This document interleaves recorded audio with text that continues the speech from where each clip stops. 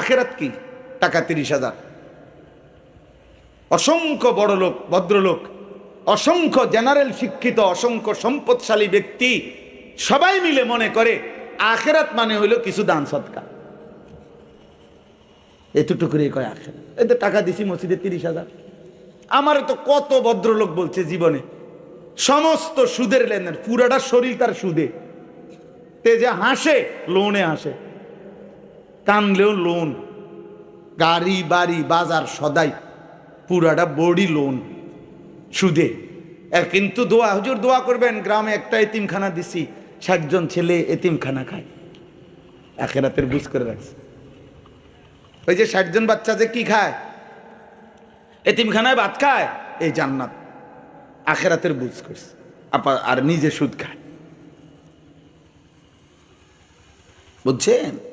অথচ দান সাদাকা তো গুনাহ না, সওয়াব ঠিক আছে, কিন্তু এটা তো একটি আমল। কথা বুঝেন নাই? বলেন দান সাদকা এটাই পুরা ইসলাম না এটা একটি আমল?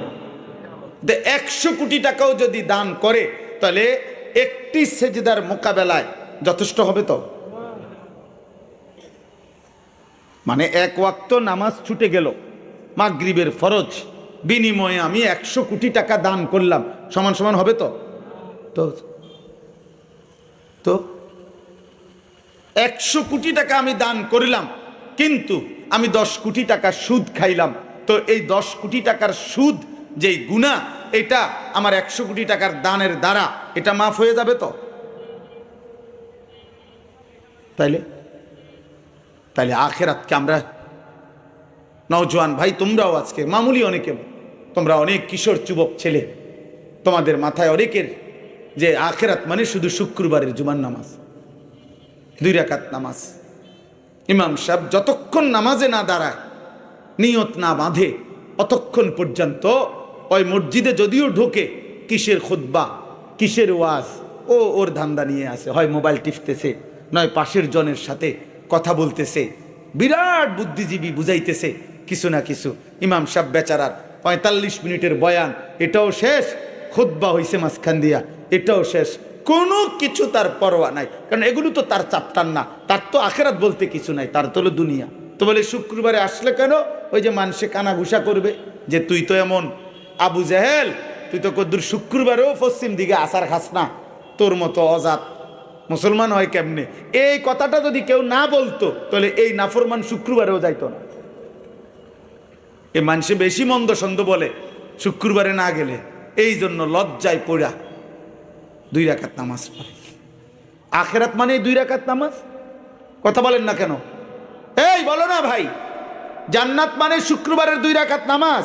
তাহলে আমরা যারা 5 ওয়াক্ত নামাজ পড়ি আমরা বেকুব? হ্যাঁ, তুমি চালাক, তুমি ভাত খাইয়া চালাক হইছ, আর আমরা আজকে 44 বছর শুধু চিরা খাই 3 বেলা, নাকি আমরা বোকা? আখেরাতের ফিকির করে, আখেরাত বানান। মুসলমান আমরা, বিদ্রুপ করার সুযোগ নাই। হুজুর মানুষ, আখেরাত ছাড়া আপনি আর কি জানেন? আপনি আসেন আমার কাছে, কি জানতে চান আপনি? একজন আসেন, আমি বলি কি বলতে চাচ্ছেন আপনি, কি জানতে চান? হ্যাঁ, আপনি জানেননি সব। একটা সিএনজি কেমনে চালাইছে, আপনি চালানছে? আপনি না বলে বহুত কিছু জানেন। হ্যাঁ, আপনি একটা ফ্লাইট চালানছে, বিমান, তা আপনি জানেন না কেন? তো আপনি বলবেন হুজুর এটা কি আমার বিষয় নেই, তো এটা কি আমার বিষয় নেই? কথা বলেন না কেন?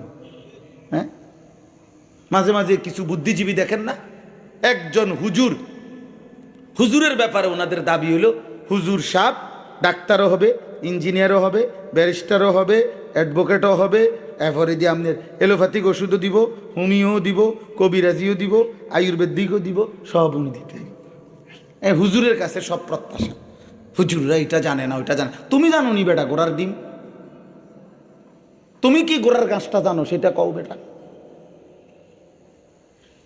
অতএব এই ঠেলাঠেলি করে, আপনি বিদ্রুপ করে, আপনি 2-1টা লাইন কথা চালাকি করে আপনি দুনিয়া চলে যাইবেন। দুনিয়া আমগো চলে, দুপুরের ভাত আমরাও খাইছি, বিবি বাচ্চা আমাদেরও আছে, বিল্ডিং আমাদেরও আছে, টাইলসওয়ালা বাথরুম আমরারও আছে, সোফা আমরার ঘরেও আছে, ফ্রিজ 2টা আছে, একটা সোজা, একটা লম্বা, একটা সোজা। দুনিয়া তো সবাই ভোগ করে রে আব্বা, দুনিয়া তো জন্তু জানোয়ারও ভোগ করে রে বাপ। আখেরাত কি হবে সেটা না বলো। ইয়ালামুনা যাহিরাম মিনাল হায়াতিদ দুনিয়া ওয়া হুম আনিল আখিরাতি হুম গাফিলুন।